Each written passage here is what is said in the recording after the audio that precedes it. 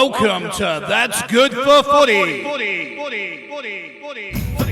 about the heartbreaks, the agony and heartaches. You give it all for the game's sake, and that's good for footy. Forget about the heartbreaks, the agony and heartaches. You give it all for the game's sake, and that's good for footy. And this is what you pray for, every night and every day for. You give it all, then you give more. That's good for footy. Good evening, everyone, and welcome along to the Mulgrave Country Club. Welcome along to That's Good for Footy. Great to have you here. Welcome, Blues fans. Yeah, put your hands together. Welcome to the That's Good for Footy panel show, the family-friendly, live and interactive footy panel show. This is where the fans meet the players and the players meet the fans. These are for the passionate supporters. These shows allow you to see the players be themselves. Let's go. Carlton show, July the 10th, 2024. Please welcome to the show. He is our first panellist. He was born on the 23rd of July in 1994. He's played a total of 188 games and he's kicked a total of 10 goals. He made his AFL debut back in 2015. When he plays for the Carlton Football Club, he wears the number 42 on his back. Could you please welcome to the stage, Adam Sard. We are the Navy Blues. We are the old dark Navy Blues. We're the team that never lets you down. We're the only team. Give us a woo. Carlton Blues. We hold the champion. There you go. Thank you. That was very nice. It's always nice when the players walk out to that. So it's great if you guys, get behind it and sing it as loud and as proud as you can. His first time on the show, all right? So welcome him, everyone. Seriously. How good is it to have him out here? We're going to do a one-on-one tonight. You guys will listen to everything he's got to say, and then we'll get over there and you get a photo with him.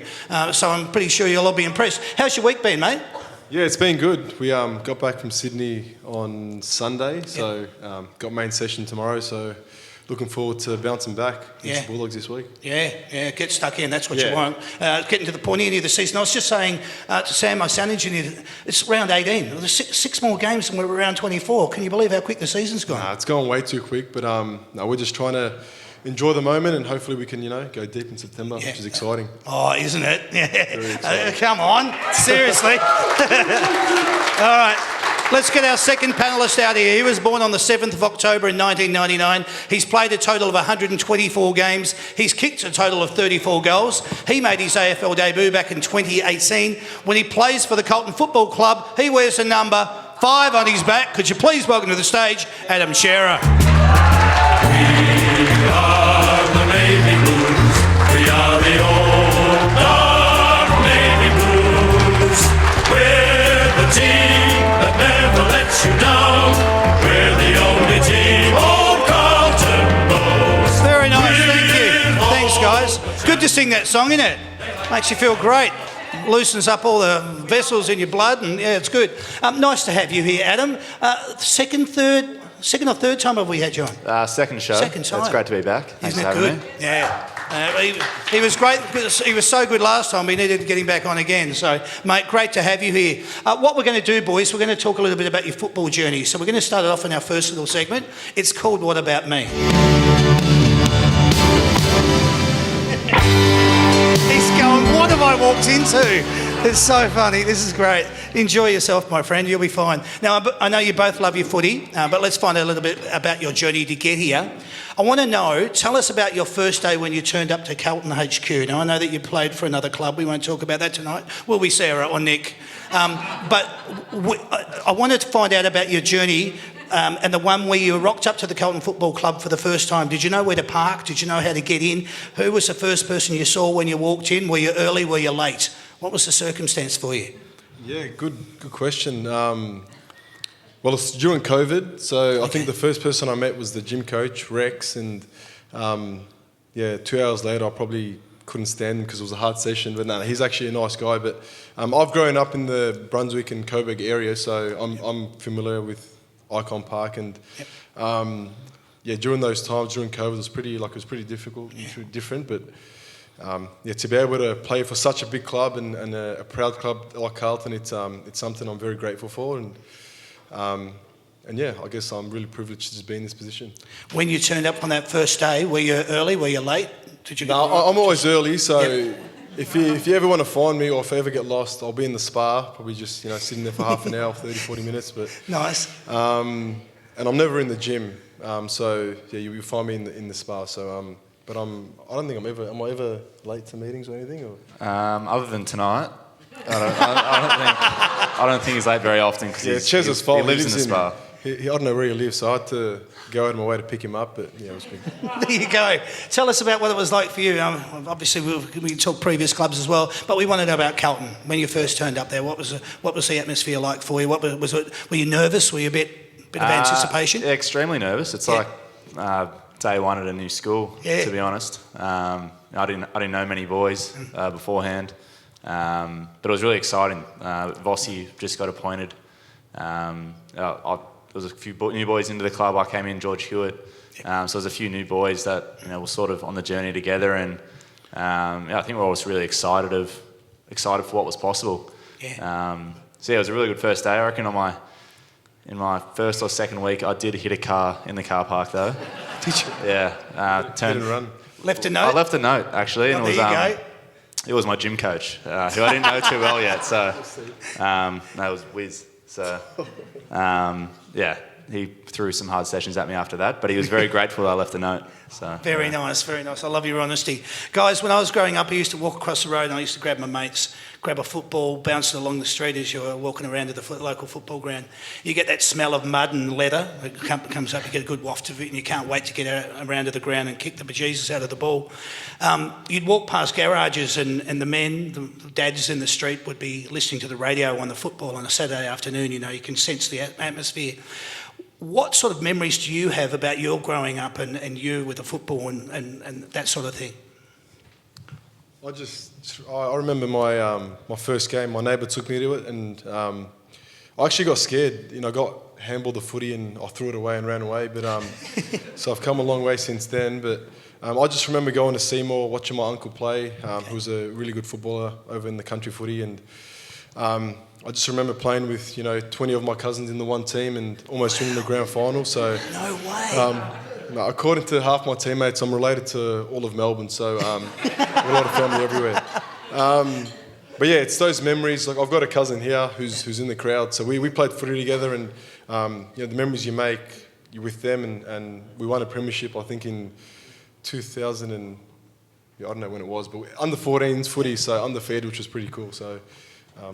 Good memories, mate. Really good memories, especially when you've got family associated with it. Yeah, of course. Like I said, I've got heaps of cousins, and to win a premiership, like I've only won one in my whole career. Yep.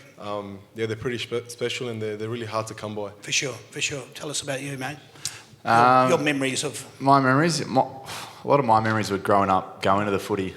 Okay. Unfortunately, I was a Richmond fan growing up. Yep. Yeah, exactly. But I just remember rocking up at the MCG, and it was always the Ponford stand on the railing. My cousins would have the scarves all lined across all the seats, saving Nice. about 15 seats for me and all my cousins, and my aunties would have the thermostats with the coffee and food and whatnot. Unfortunately, Richmond were never any good for any of my childhood, so would always leave pretty early. But yeah, I actually used to hate Carlton, the close losses Richmond always had, but Brock McLean kicking a late goal, I remember. Yeah. Jared Waite always kicking bags of goals. So I used to hate. I was always in the back of my footy card book, Carlton, growing up, but now I'll flip the book around, so don't worry about that. Yeah. That's great, Adam. I love it. Hey, what's the rivalry like in your family when it comes to who the family support with you, being an extended family the way that it is? Did everybody, when you were at that other club, the one with the sash and stuff, when you were there, I have to do that for tonight, sorry everyone, but when you were there, were they all on board with you then? And then when you went over to Carlton, everyone went, hey, we're all over here now. What's it been? It got pretty expensive. They had to buy like new Guernseys and new numbers, but most of them, besides my dad, who's a passionate Collingwood supporter, he follows me. Yeah. He follows me, but he bleeds black and white. So at least he comes to the games and watches us. But my siblings all follow Carlton now, and just all my cousins as well, which is it's awesome to see. Even my first game, I had 100 tickets I got given. Yeah. To my first game, which is pretty special. But so I got over 100 people to sort of support Carlton, which is cool. How brilliant's that? I got to ask two questions here. One of them's a statement, the other one's a question. We had McKelly Lafau, one from Richmond last week, and he got 170 people along for his first game. I thought that was unbelievable. 100 there we're talking about. The other thing I wanted to ask you, though, is the old man, I'm barracking for Colin. What's it like when Collingwood Carlton play and the match is done? Who speaks to who rings who? Oh, if Collingwood win, I'll block I'll block his number so he doesn't call me. No, he plays us smart. He goes, "No, I didn't watch the game, and how'd you go and who won?" But he always, if Collingwood win, he tapes them and then watches the replay. But no, he supports me and wishes me all the best. Yeah, but for sure. if Collingwood win, I'll stay away from him for a week. Yeah, that's great. Give us your journey in relation to that. Just the rivalry within the rivalry. family. Yeah. Obviously, not everyone might know. I played for Fremantle for a few years, and Did you? just in case people didn't know, I don't know. Not a lot of people watch Fremantle. So my family were obviously still Richmond supporters that watched Fremantle. That's probably how I'd put it. So, Okay, yeah, right. Mum was a Fremantle fan, but my dad and my sister were very much Richmond members, and obviously support me. But since coming to Carlton, I think they knew it wasn't possible to support both. So everyone's blue now. So. So you would have had an interesting journey, 2017, 2019, 2020, the Three Flags, family, as you said, members. Family, not me. Yeah, and they're all into it, and you're just going, well, yeah, that's great, but whatever. Yeah. So was that the circumstance for you? Yeah, sort of, yeah. Yeah. It was, as I said before, Richmond were no good when I used to go watch them play when I was younger, and then all of a sudden I go to WA and play for Fremantle, and they become the powerhouse of the AFL for a couple of years. So, How's that, mate? Jeez. I didn't get to enjoy that part. Wow. Let's talk about you when you alluded to before, when you first arrived at the Carlton Football Club. Who's been your best mate since you arrived at the club? Who's that? It's a good question. I think we all get along. It's actually like a genuinely, genuine relationships, and we're pretty united. But obviously, Raz coming from Port Adelaide, I've been close with him, and get along with Lewis Young, and just everyone. I think we all get along, and we all just buy into what we're building there. Yep, and that's part of that cohesion that comes with the club getting better, the consistency in performance from the personnel, all of that. When it starts to bond, that's where you start to see teams improve, and that's obviously what you're witnessing. Who's been your best mate since you rocked up? Probably similar answer to Sadi. It is a very close group. Yep. We've been part of multiple groups, so we've got something to compare with. But I'd say playing in the midfield, the midfield group is very close. We do a lot of our training together. Yep. And that's led by Cripper. Someone that's won Brownlow's BNFs, but he's more focused on how he can help us other mids and help get each other better. So it pretty much leads from there. Yep. And then I reckon that's why the group's tight. Our leader cares about everyone. And we sort of follow him. So brilliant. Sam Walsh, Matt Kennedy, George Hewitt. We spend a lot of time together. Yeah, how good's that? I wanted to know, have since you became mates with the people that you do have you found that you've got a lot in common, stuff you didn't think you initially would have when you first met them? Has that been a circumstance for you? No, I'm a very boring person, so no one really. I just like to sleep and spend time with family. But they're. It's amazing who you sort of click with, and I get along with the bloke next to me. I just never thought I can, besides the name, he's, no, I'm just kidding, no. Lewis Young's one when he came to the club. He's a nice person as well. He's pretty funny, and even Jordan Boyd, growing up in the West, and like you said, you click with people and different players, but as long as you're a good person and you're respectful, I think a lot of people like you. Yeah, it's interesting. Your answer is very similar to Basher's, without using too many similarities and comparisons here. But Basher just loves hunting, fishing, going over bush as often as he can. Is that something that you aspire? Yeah, I'm a camper. Yep. I sleep at home. Isn't that the same thing? Camper. No, not really. I've tried taking up fishing, but I get seasick on the boat, and when I slept in a tent, I got pretty scared, so I go, I'm just going to stay home. Good answers to all of that. I like it. Well done. There's some vulnerability right there. Adam's looking at him going, I don't know about that, mate. Tell me about the circumstance for you in relation to, did you find that you had common ground with individuals that you didn't expect you would? Yeah, I guess so. I mean, the beauty of a footy club is that everyone comes from all different places, all different upbringings and backgrounds, and like I'm quite close with Matt Kennedy, for example, and he's from Wagga Wagga on a farm, and I'm in from Melbourne. He loves getting outside and farming. I'm the complete opposite, but we spend every day together and get along. So it's hard to tell. Maybe just the fact that we all love footy and work hard every day, it just brings you together. That's a common connector. Yeah, common connector. So I've gone close with Sardi next to me. He's led me on his cultural beliefs as well, and he loves to educate me on those things as well. So I love sort of learning more about my teammates, and I feel like it brings us all closer together. So it's been great. Absolutely. The reason that question's even been brought up is because I like to see what it's like outside of football, how much you converse outside of football. Football can be sometimes all too time consuming, so it's great that you've got outlets. When you were a kid growing up, did you used to get dressed up in your footy gear, and did you used to play around the house in your footy gear? I think it's the footy sock. The footy socks used to always be the footy, but I used to follow Collingwood, so I probably shouldn't say it. You can, but you can see the reaction you're getting. 10, 15 years ago, I was a big Collingwood supporter. Every time they lost, I used to, I was in tears, and I used to run around in the Collingwood top, and a lot's changed since then. So. Hasn't it? Now those tears are of joy. They're joy now, so it's good. So tell us, Adam, did you get dressed up in your gear? I used to dress up, play make-believe. I was kicking goals after the siren and whatnot. I think a lot of kids did. Still haven't kicked the goal after the siren, but other than when I was 7 in my own head. I used to always put on my footy jersey and go out in the court for hours after school, just pretending. Very cool. Yeah, I love it.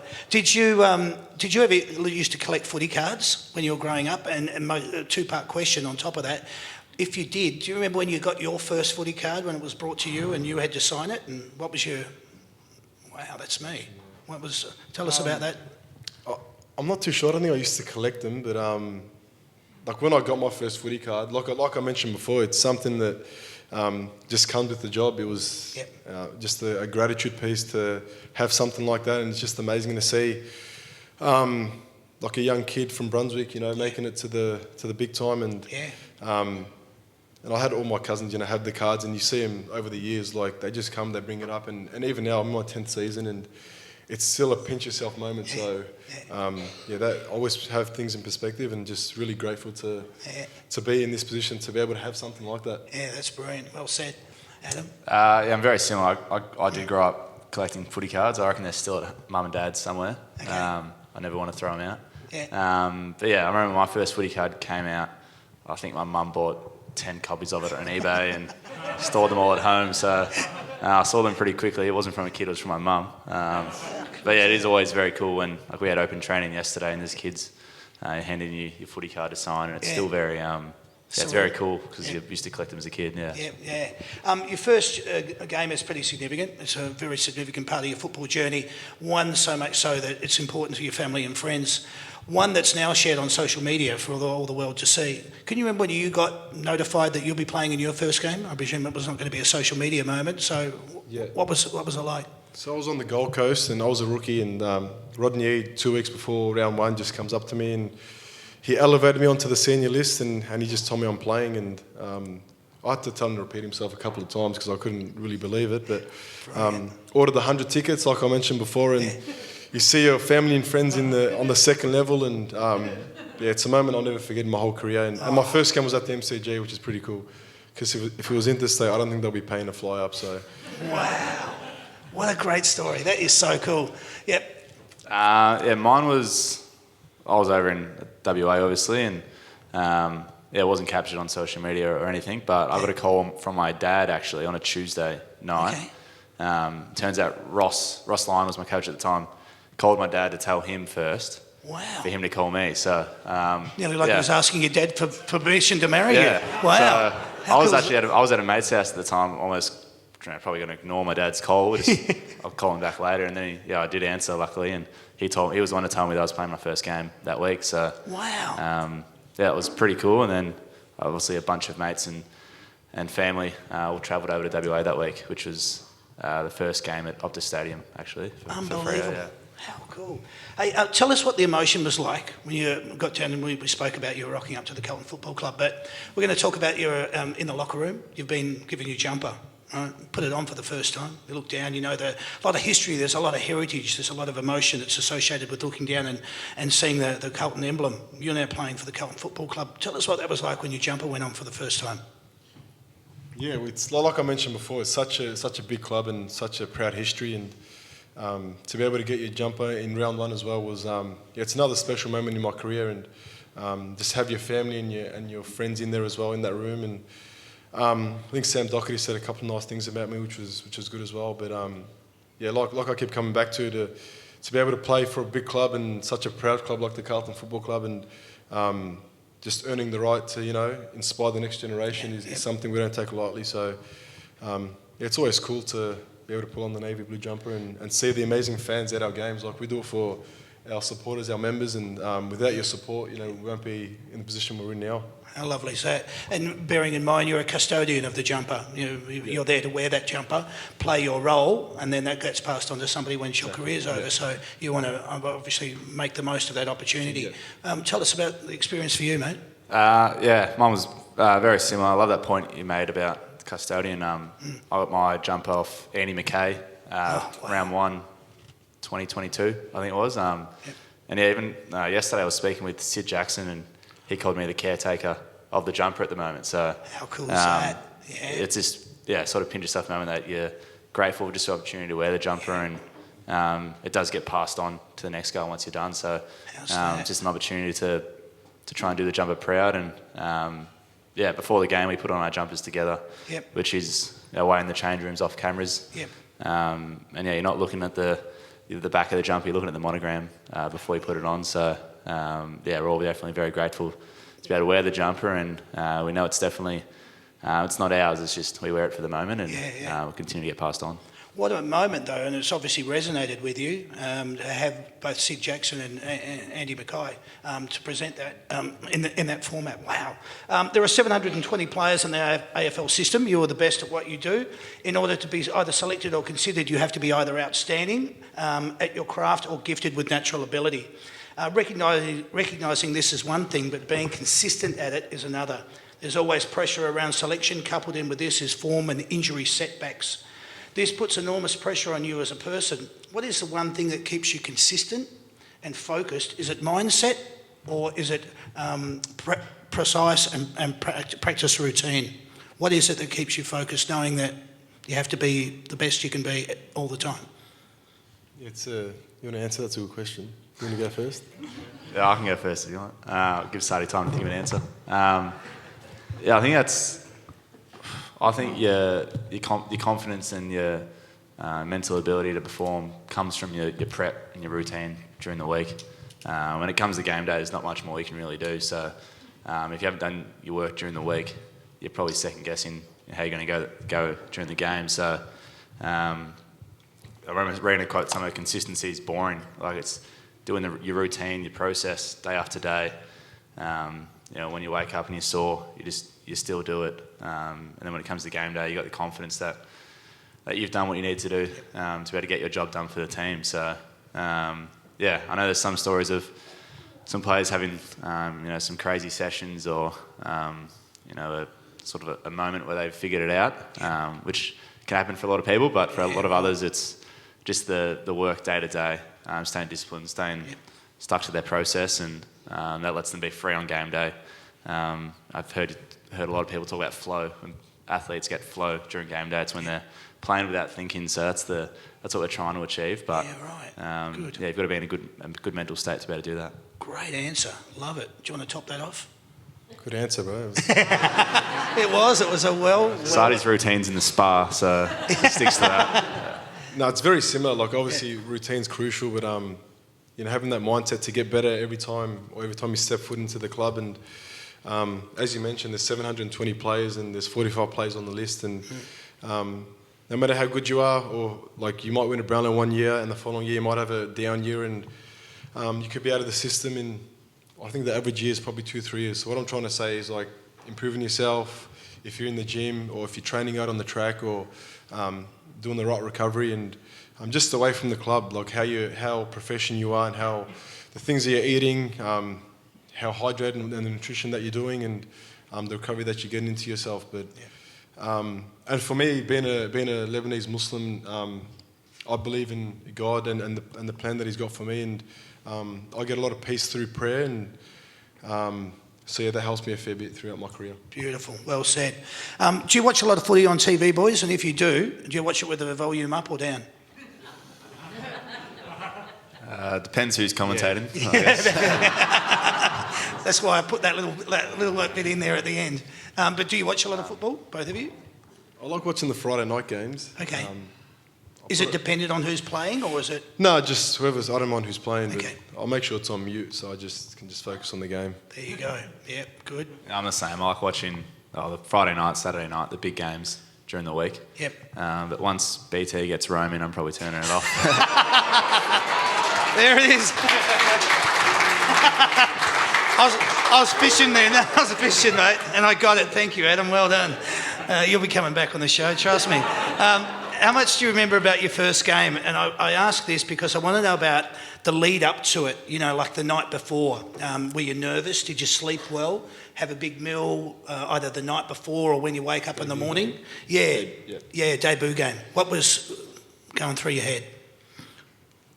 I had 1,000 things going through my head. I probably couldn't sleep that night, but just excitement and just something you're about to realise your dream. And but when you get to the ground, you just sort of got to stick to the process and get prepped, get ready for the game. And I kicked a goal that game, which is pretty cool. I haven't kicked many, so that was a big 10 positive from fact, that. Yeah, I've ticked 10.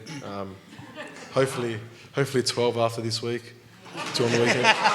Playing forward. Like the confidence, beautiful. Yeah, but I get pretty nervous as well, so Yeah. I had a mixed bag of feelings for my first game. But Okay. So what were you like the night before on the day off? Yeah, I remember day of, I was a nervous mess, I reckon. I went for a walk, then I started stressing that I was walking for too much. So then I went home and then ate my pasta. But yeah, I just remember being really nervous and worried that my prep's not right, or which I think is pretty normal for your first game. And then For sure. once that the ball's bounced, it's honestly just It's gone. Get it's on gone. with it. I'm on with it. I'm playing. White line fever. White line fever, and then all of a sudden the game's done, and you're through your first game. It happens pretty quick. Yeah, that's actually a good point. Did the first game go quick for you, or did it just normal time? I'm not being... Super quick. Yeah. And I just remember I kicked a goal like Sardi. Yeah. And then that's about it. I don't remember anything else. Wow. In the game, really. That's amazing. This follows on to this question, because before a big game, do you like your own space? And I talk about even right now. Are you nervous? Are you anxious? Do you sort of go through wanting to find your own quiet space? Or, what's your routine? I'm not talking about superstition here, just about your routine. I just like to be calm as possible. I get my hair cut every single week, which calms me down. I feel pretty sharp leading into the game, and have my pasta, salad, garlic bread. Keep going. And then it's pretty hard, like when you got kids. My daughter's just Of course. running amok around the house, but I like to stay really calm, just stay at home and go to sleep early if I can. Okay, good. I'm quite similar. I try and keep it just relaxed. I try not to plan too much. I used to be really structured with how I went into games and my game day plan and all that, but now I'm trying to just when I'm at home switch off from footy, really. Okay. I can enjoy the footy if it's on TV. But yeah, just switch off. Not think about it too much, and think about the game when I get there. Yeah, good. As an elite footballer, what is something you want to be remembered for? Is it a match winner, a leader, a consistent contributor, a reliable teammate, someone who always gives their all? What description do you think best suits you? I'd like to be remembered as a reliable teammate, a person that just got his job done and supported his teammates as much as he could on the field, but even just off the field, living a legacy to be a good person and have an opportunity to give back to the community and make a difference. And hopefully we got some more time to keep improving and trying to achieve that. Good on you, mate. Well said. I'd be the exact same, to be honest. Reliable teammate, which is what as a team, and Vossi's messaging, what we preach a lot. Yeah. Those players like Matty Cottrell, Lockie Fogarty's having a great year. Like, they're just so reliable every week to get their job done, and it plays a massive role in the result at the end of the game. So I know if you ask a lot of boys who their favourite teammates are, like, and a lot are saying Matty Cottrell or the alike. So if you're reliable to your team, your teammates love you, and it goes a long way. I like, you talk about individuals like Paddy Cripps, you can talk about Sam Walsh, you can talk about Jacob Wiedering, Charlie Curnow. You can go through the list if you wanted to. But we're talking about individuals that go out, know their role, and play specifically to what it is that the team structure needs in order for you to all be the best you can possibly be. Good assumption from an outsider looking in. That's how you would see those boys as well? Leaders?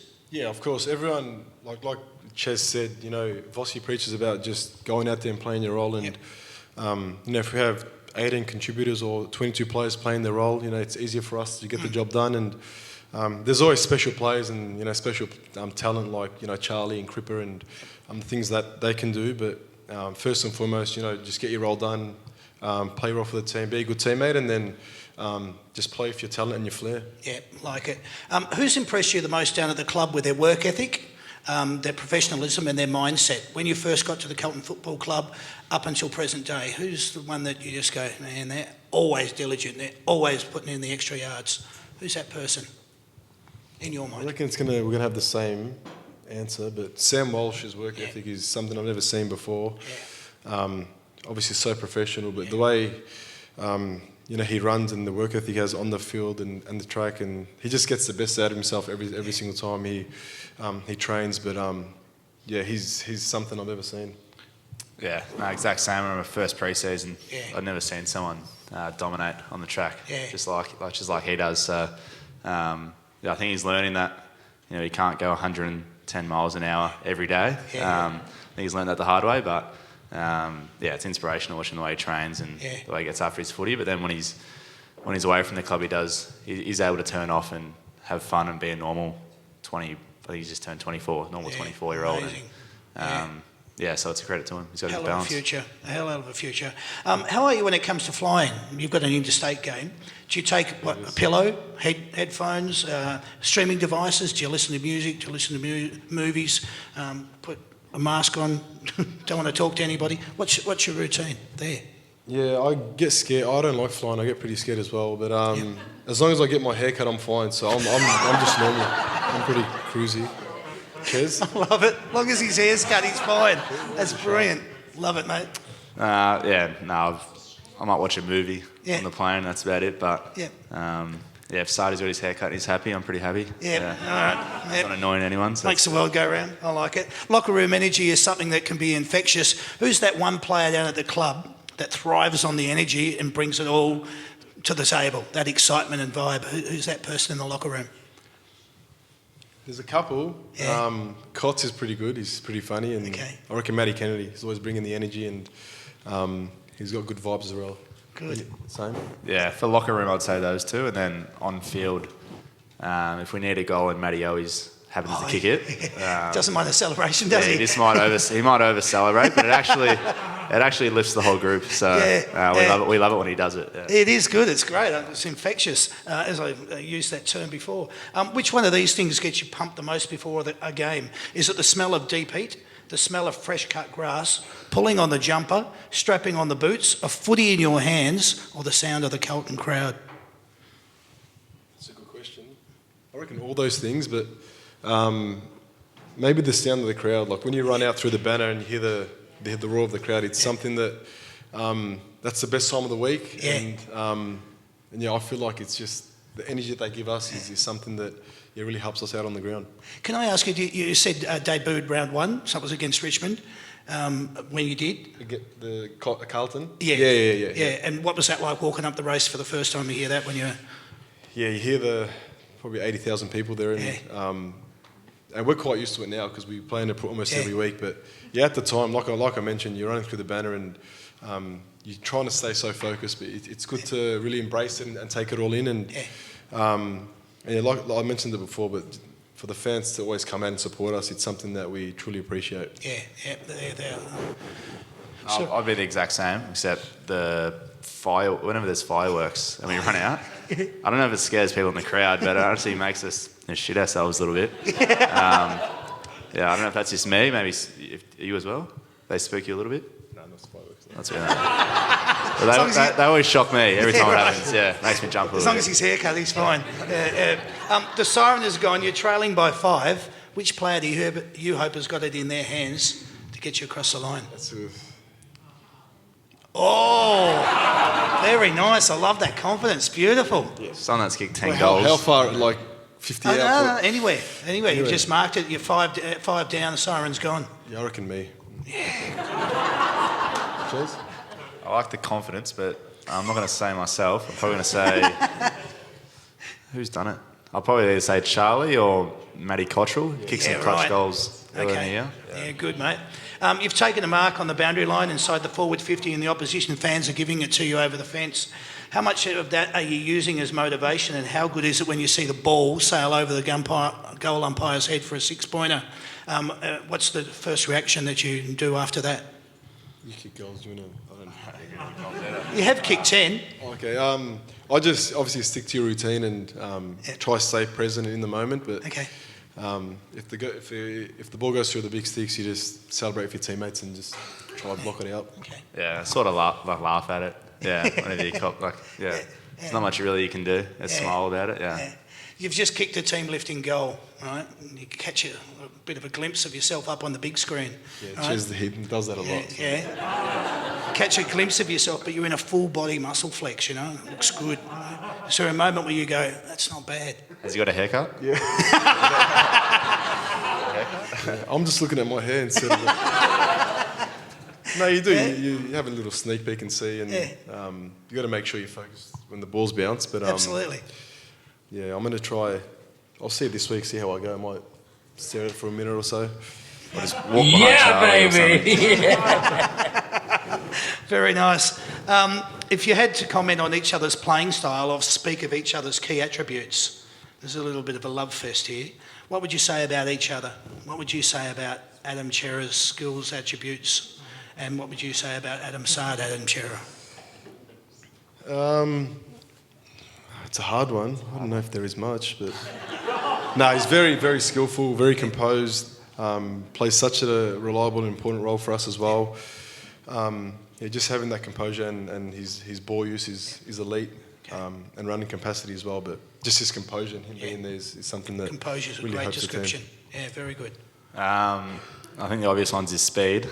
When he tucks the ball under his arm, I don't think anyone's catching him. And then the big left foot. What do they say now? I'm not sure. What is it? He knows woof. So whenever he's got the ball under the arm and he's got a raking left foot, and he's breaking lines. Probably the most damaging player in the comp when he's doing that. So I'd hate to have to defend him, to be honest. Yeah. How good is that confidence, Adam, when you're coming, out of the back 50 and you're bouncing the ball and you're either heading down the wing or you're heading through the guts and you can see open space? Like, what's your thoughts? What are you thinking? I just love, taking him on, but my first thought is hopefully he hits the target or we mark it, because if that ball gets turned over, I'm not sure how I'm going to get back. But no, it's exciting. That's the flair that I play with. Try to take plays on, and whenever I see space, take a couple of bounces. But I'll try to bring that excitement when I can. Yeah, good for you. Is it sometimes weird when someone recognises you? Do you have any funny stories from such an experience? Or is there, on the other side, has anyone ever confused you with somebody else? Got any experiences like that? I got called Alex yesterday twice. Really? Alex Chincotta. Yeah. Which I don't see much resemblance there, but Twins, very similar. yeah, very similar, you'd say. you can see it. Yeah. I had Matt Kennedy a lot. Matt Kennedy. Yeah. Goodness me. Wow. From Carlton supporters? I've had people give me Matt Kennedy footy cards to sign, No. and I didn't sign them, but it's tempting. Yeah. Would you sign it, Matthew Kennedy? I'll try and write. I'd probably try Matt or something. Yeah. Nice. What about you? Any funny stories about being recognised or Nah, just Ahmed Saad. He used to play for St Kilda. They just get the name mixed up, but Okay. I just try go for the flow. So and Basher a couple of times, which is I don't think we look alike, but I'll take it. Yeah, okay. All right. Yeah, it gets said. What are your living arrangements at the moment? Who does the cooking? Who does the chores? Who does the shopping? Who does the cleaning? What happens household-wise, for you personally, and then obviously for you personally? I live with my partner, Yes. Claudia, and I'd say we split pretty evenly. Okay. The cooking. Across the board? Yeah, across the Okay. board.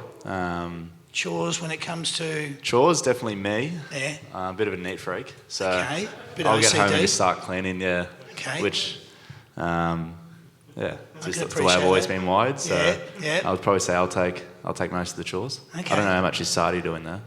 No, I do He's in a the fair spa. Please explain. bit. I live with my wife and my daughter, and we with the cooking as well. I cook half the time and cleaning as well. So Why is he laughing? it's a 50-50. So we've got to play a role at home as well. So Okay. I'll try to be reliable there too. Yeah, good. Well, there's a nice answer. I like it. Let's see him. Does he? He doesn't. No. No. You're getting the big no. You're getting the... Yeah? I make my wheat bix and noodles, and All right, we'll leave it at that and move on. Yeah, there are confidence players, natural ability players, and those that thrive on the big stage, and they totally soak in the atmosphere. Which one are you? can you say that again? It's a good question. There's confidence players, and there's natural ability players, and there's those that just thrive on the big stage. They totally soak in the atmosphere. Which one would you say is you, out of that description? I reckon a bit of both, confidence and soaking in the atmosphere. Okay, good. Confidence comes from prep and doing the work, and I just like to keep reminding myself that I've done the work and I'm good enough to be in this position. Yeah, good. I'd say similar. Yep. Yeah, as long as I've done my prep during the week and I can go to the game feeling pretty confident.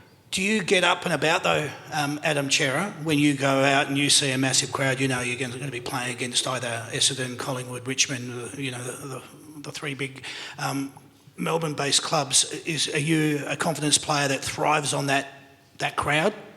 Yeah, I think the big games can sometimes distract you from the thoughts you don't want coming in, almost. So the crowd's bigger.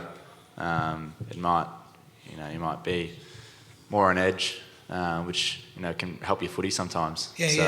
I would say sometimes in the big games, you're almost distracted by how big the event is, and it just makes you throw yourself into the game even more. So definitely can help. Yeah, good, mate. What's your reaction to seeing a phone dropped over the fence or seeing a sign with someone asking for your boots? We actually just spoke about this, the boots. I used to just hand them out, but they're hard to come by. So for me personally, I like to wear a certain pair, and I'll do them for probably 6 or 7 weeks and then slowly change them over. But the phone one, it took me a while to sort of get used to. I didn't know they were throwing it so they can... You pick it up for them. They throw it. It took a while to Work out what was jerry going onto on. it, but Yeah. Cheers. I'm similar. I reckon in the last 2 years, the obsession of footy boots has come out of nowhere. Everyone used to always ask for your jumper. Yep. No one seems to want the jumper anymore. It's all about the footy boots. So no one's sweaty footy boots then. Wow. Yeah. When you're giving away the signed kids' footies at the end of the game, the marketing people come out in a big bag and pull them all out, give you a black checkster and sign it. You're walking over towards the boundary line, 50 metres from getting there. What are you looking out for in the crowd? Who are you going to give it to?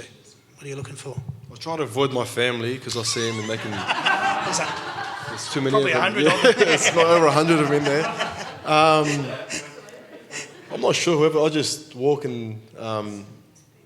you see the younger kids and they remind me of my daughter. She's 3-4 years old. So if I see a younger one, I just hand it over to them. Very nice. Good. I go for the younger kids. Yep. Yeah. Just try and find a gap in the crowd that maybe a players have walked over to, and then just find a young blue bagger. So yeah, good. Up until now, who's been your biggest influence or support in your football journey? I know that there's probably going to be a lot, but just somebody that might spring to mind. Could have been a junior coach, could be somebody at the club now, could be a fitness development. Just somebody. Who's somebody that's helped you on your journey? my dad, obviously the parents is probably number one, and Yep. you can't go past them. But my dad, before I got drafted, used to come to every one of my games, and Great. the long drives and the support that he showed is something that we're forever in debt for. But Yep. he doesn't come anymore, so he feels like he's done his job, and he's obviously very proud of me. But for him to support me and be there for me throughout all those times, and it can't go past. Brilliant. Yeah. Love it.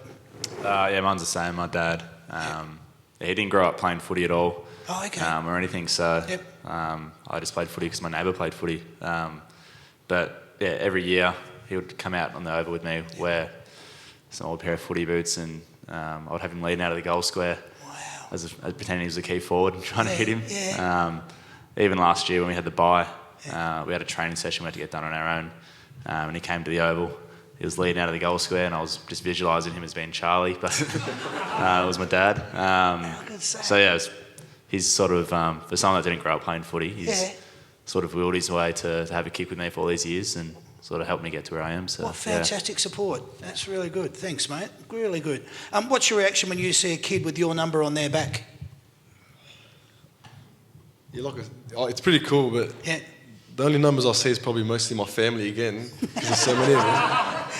No, it's cool. It's obviously we've got so many superstars on our team, but for someone to have or to be a favourite player of someone is because I remember growing up, I used to love Anthony Rocker. There you go. And then Scott Pendlebury was my favourite. So to see a number on the jumper is it's cool. It's amazing. You must be amazed when you think and you look at Scott and he's 395, got another 5 and he's played 400 games. That's just a phenomenal career. I know it's a Carlton night, but just acknowledgement of that, knowing that you were so appreciative of him as an idol when you were growing up. What about you, Ed? When you see number 5? Yeah, when I see number 5, it's normally the Malaysian sponsorship, and it's Chris Judd on the back. So I'm still happy to sign it, but I do know that I didn't wear that exact jersey. The better players have come before me, so... I love it. Yeah. You run around selling Matthew Kennedy cards and doing Chris Judd jumpers. jerseys, It's, bring it on, I'll sign it. Good for you, mate. Which club did you dislike the most when you were growing up? Which club did you dislike the most? Mine was Carlton and Essendon, but I'm going to say love his Essendon honesty. for tonight. Yeah, that's good. Yeah, I'm not sure. Probably all of them, because I used to just cry every time they lost. So Okay. I'd say all of them. Yeah, okay. A good enough answer for me. Who is the AFL club that you like to beat the most? And I talk about current day now. As in as players? Yeah. Yeah, it's always nice winning the rival games. Yeah. Who's one of those that you probably look at when the fixture comes out at the start of the year and you pencil it in and then you get over the top of them and you just feel, oh man, that was good. I'm going to say Collingwood. Yeah. And I know you mentioned Pendles before. Yeah. I think when we played them, that is his 400th against Carlton. It will, if everything goes according to plan, So that could be even sweeter, yeah. Oh, God, Can you imagine how huge that's going to be? Here's 400, Carlton v Collingwood, MCG, 128,000 people, because they'll be hanging from the rafters. That would be huge. Unbelievable. Last question, boys, in this particular segment. You look anywhere in the room that you want, but I'm going to ask you on the count of 3 to give your answer simultaneously. What is the club that you think has got the most feral supporters? Okay, on the count of 3. On the count of 3, both together. 1, 2, 3. Collingwood? Essendon. Oh! So we've got Collingwood and Essendon. There it is. It's been done. Put your hands together for the boys, ladies and gentlemen. Great segment. All right, very quickly, we're just going to talk a little bit of football. It is a football panel show, so we will do this very quickly. I'm not necessarily looking for answers here, boys, because that's why I don't go into it, because we don't want to say, oh, such and such is injured, when are they going to be back? Oh, they're on the track, they're doing the best they can. So we'll just talk Blues form, 5 losses, 11 wins, sitting second on the ladder. Wow. Your next game, Marvel Stadium on Saturday afternoon, 4:35 p.m. against the Dogs. Not the outcome you would have wanted last week. You got off to a great start. You were up by as much as 39 points in the first, then the Giants kicked 14 of the next 16 goals and you went down by 12. What was the message after the game and what's been the focus on the track this week? Just tell me that and tell the fans that. The message is just sticking to us and sticking to the process a lot longer. Obviously have some lapses in those middle 2 quarters and so pretty much had 2 good quarters and 2 bad quarters. So bringing the contest and pressure that we pride ourselves on and on the track is just, rectifying that, bringing obviously the contest, the pressure and just training really well so we can really bounce back this week. Yeah, okay. Vossi's really big on, if we don't learn from our losses, then we've lost for nothing. So, we reviewed those 2 quarters and, just get back to work for us and our contest and pressure and get back to playing our style of footy for longer. Yeah, cool. Let me see if this is accurate. If it is, just say yes, or if it's not, don't say anything. No doubt the team message for this game coming up will be hunt and chase, protect the corridor, take on every opportunity, apply pressure both on the ball carrier as well as the scoreboard, make your tackle stick and be effective with your ball use. Have I summed that up correctly? Perfect, that's good. Yeah, I think we'll win. If we get all that. I've written that down here. Good luck for the rest of the season, boys. Go Blues. There you go. Thanks, brother. Well done. I mean that though, second on the ladder, I read out the form there, 11 wins, it's great. Percentage I think around about 116, so you're right up there in the meaty part of where you need to be there. You're playing great football, you're going to come up against the Dogs this weekend at Marvel, it's going to be a challenge, but then you've got only another 5 games before you get to round 24 after this weekend, or another 6 games I should say, and then you get, who knows, finals, bring it on. Carlton Football Club playing in finals, 2024, all the way. Keep going. Well done.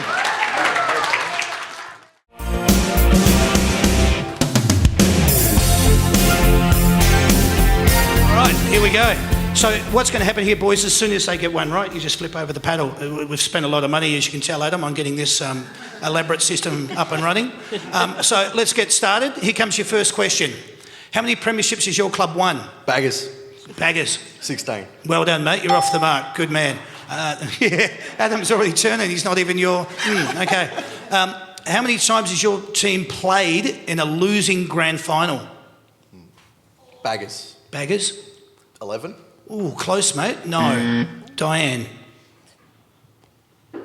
8. No. 13. Bad luck. All right. Who is your team's captain? Baggers. Baggers. Cripper. Patrick Cripps is correct. Keep that microphone nice and close, Di. Who wears the number 7 at the club? Baggers. Matthew. Baggers. Kennedy. Matthew Kennedy, correct. You're flying along, mate. I thought you'd get there. Closest to within 1,000, how many members does your club currently have? Baggers. Baggers. 103. I'm going to give it to you because it's 104,320. All right, well done. Close to within 1,000, that'll do. Where did your team finish on the ladder at the end of the home and away season last? Die. 9. No, sweetheart. Rest of the question, last year? 5th. 5th is correct, well done. How many games did your team win last year at the end of the home and away season? Baggers. Baggers? 13. 13 is correct. All right. Do you want to sit down, Di, or you want to... No, I'll he's keeping numbers for me. All right, it's Adam's fault, I know. All right.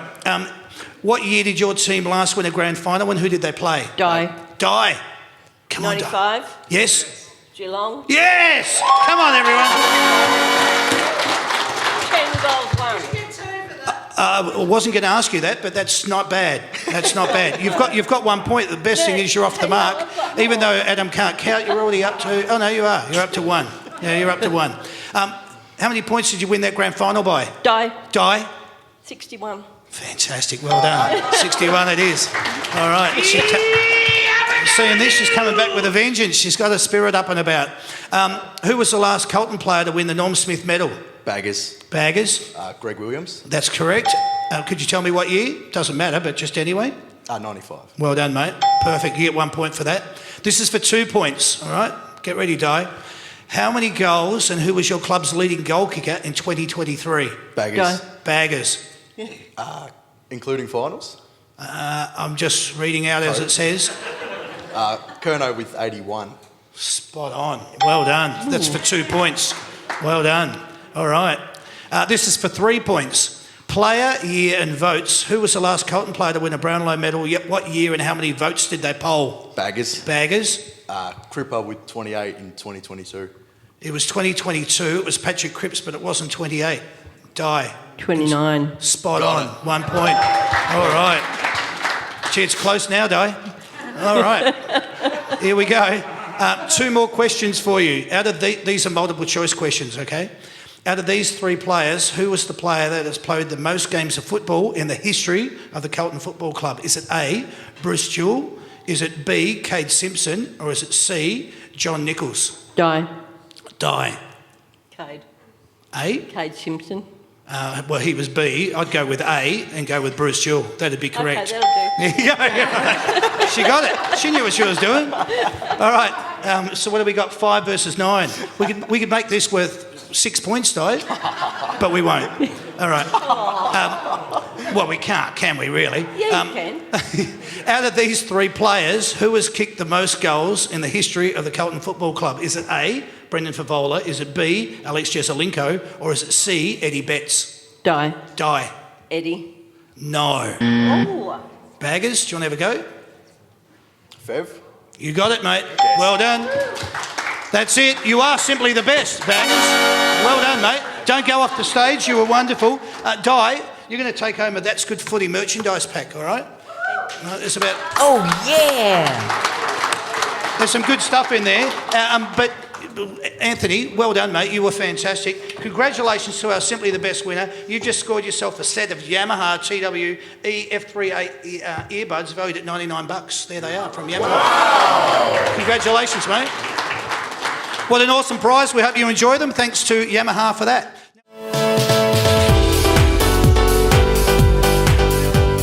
All right, so I'm just going to explain how the segment works, boys. I'm going to give you 45 seconds on the clock. All right, now because you're going first, Adam, you'll have 45 seconds. I'm going to read out the jumper number of each player at the Carlton Football Club, one at a time. You're going to then tell me their Christian name and their surname, okay? If you don't... that's okay. Just play along. If you don't know, the best thing to do is just say pass, and that way we can get through it as quick as we can, and we'll see how many you can score from it. Harper's going to be keeping score for you, and then Sienna will do the same when it's Adam Cherra's turn. So are you ready to go, Harp? Yep. All right, here we go then. Here comes your first one. Your time starts now. Number 46. Matthew Cottrell. Correct. Number 2. Lachlan Cowan. Correct. Number 33. Lewis Young. Correct. Number 16. Jack Carroll. Correct. Number 20. Elijah Hollins. Correct. Number 27. Mark Pitney. Correct. Number 19. Oh, number 13. Sorry, number 13. Blake Acres. Correct. Number 7. Matt Kennedy. Correct. Number 3. Jesse Motlop. Correct. Number 1. Jack Silvani. Correct. Number 20. Number 15. Pass. Sam Doherty. Sam Doherty. Yep, okay. Number 44. Pass. Matthew Owies. Number 42. Me. Adam Sard. Number 30. I'll give it to you. Charlie Curnow. Charlie Curnow, there you go. Did anyone keep score? Was that 7, is it? Oh, well done, Harper. 7. Congratulations, 7. That's all right. Not bad. Actually, it's one of the worst ones we've had. That's not good at all. No, that was all right. Well done. Harper, congratulations. All right, 7. That's not a bad score. Okay, she says. No worries, Damien. All right, so Adam Cherra, it's going to be your turn. Sienna, you're going to be keeping score. Your time will start with your first one. We're going to start now. Number 23.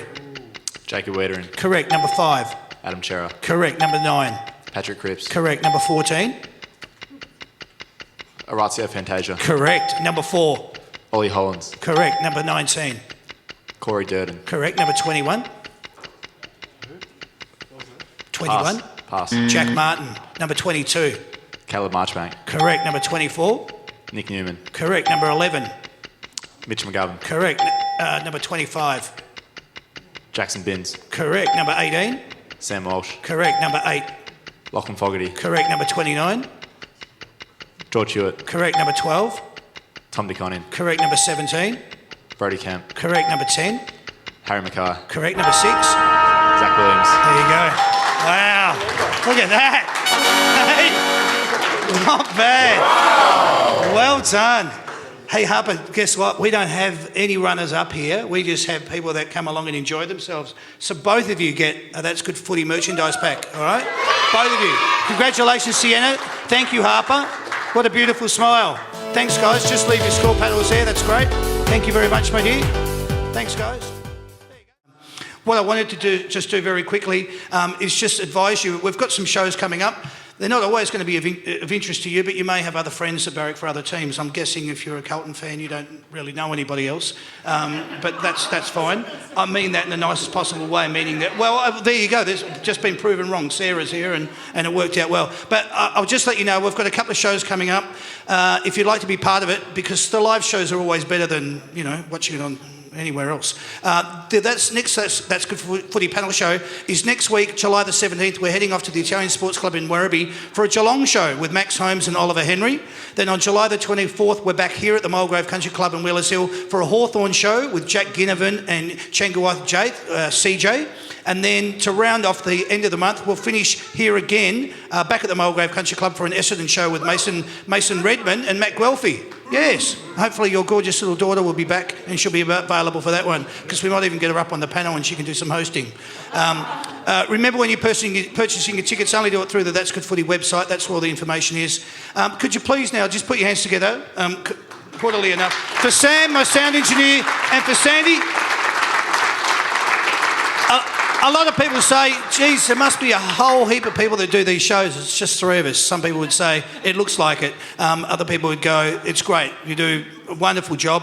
I can't do it without them, and we can't do it without you. So thanks a lot for everyone coming along tonight. What I just wanted to say, get onto the That's Good Footy Facebook page, like it, or sign up if you want to know where the next Carlton show is going to be, because there's going to be more. All right? There are going to be more Carlton shows. We might even get these two back. How good would that be? Huh? I have to check with them first, though, which I'm about to do now, so I'll turn to you boys and ask you if you could please pick up your microphones. Adam Sard, first time on the show. Adam Chera, second time back. Tell us, Adam, first time, how did you enjoy it? No, I love that. It's obviously good to talk about your journey and to just mingle with the supporters as well. But I really enjoyed it. It's good. You got a good thing going here. Thanks, mate. And would I be able to get you back again? Yeah, of course, in the near future, for sure. We wanted to hear. Adam, I'll leave the last words to you. I loved it again. I know Sardi was very nervous before he walked through the door, and I'm always very nervous before speaking in front of a lot of people as well. But any time I get to engage with the fans, especially in an environment like this where walking around, get to meet you guys as well and get photos. It's always a pleasure and very grateful. So great to be on. How good's that? It's always nice when I get the boys to sign off, because they speak from the heart, as they have done all night tonight. They're very cordial, they're very candid, they've opened themselves up, and they've allowed you to see them in the light that we hope to achieve as the show went on tonight. So thanks everyone for your support.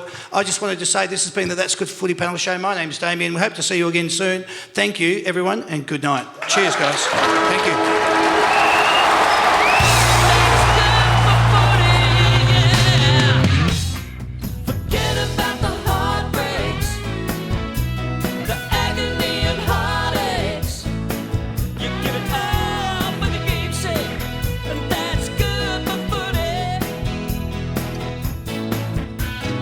This is what you bring.